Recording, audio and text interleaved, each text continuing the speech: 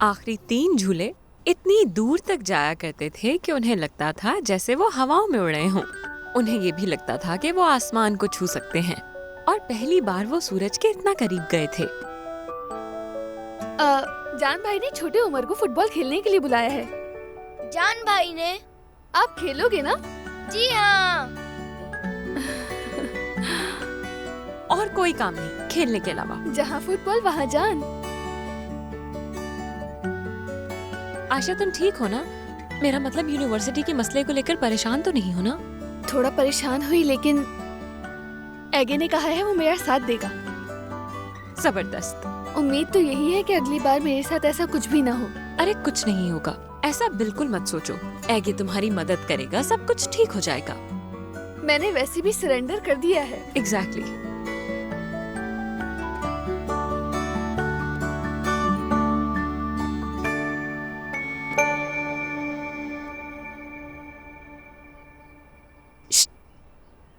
क्या क्या? दिखाओ क्या कर रही हो? कुछ भी नहीं, दोस्त को मैसेज कर रही हूँ। ईजे को?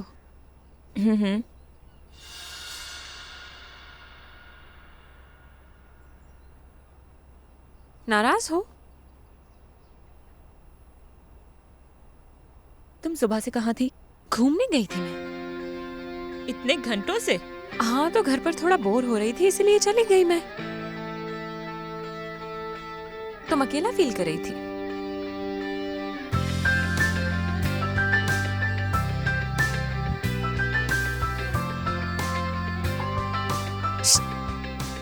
नाराज मत हो। मैं क्यों नाराज होंगी? क्या बच्ची हूँ मैं? तो फिर क्या मसला है? बाबा भी नहीं आए, तुम भी नहीं थी, अम्मी तो है ही नहीं। पर मैं आ गई हूँ ना नाज। मालूम होता तो ना जाती मैं। माफ कर दो मुझे। बाबा अभी तक क्यों नहीं आए? उन्हें जल्दी आ जाना था। नाज फिर से वही बात कर रही हूँ। आपा की जान काम खत्म नहीं हुआ होगा इसलिए अभी तक नहीं आए। हाँ, बाबा एपिक आंटी के साथ क्यों गए?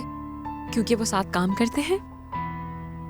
वैसे तो उनको एक साथ नहीं जाना था, फिर अचानक कैसे चले गए? तो इसमें गलत क्या है? पर नाज, तुम्हारे दिमाग में अचानक से बात कहाँ से आ गई? मुझे कुछ समझ नहीं आ रहा। कुछ नहीं आपा, मैं जा रही हूँ।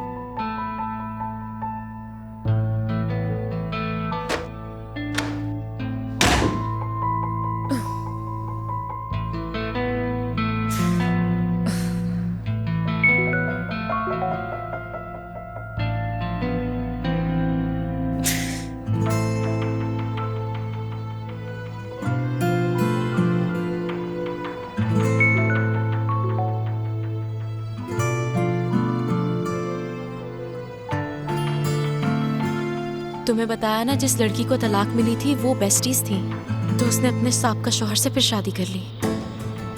क्योंकि जहाँ तक मैं फारूक साहब को जानती हूँ, मुझे याद नहीं पड़ता कि कभी उन्होंने किसी के लिए इतने कीमती गिफ्ट्स लिए और एफर्ट की हो।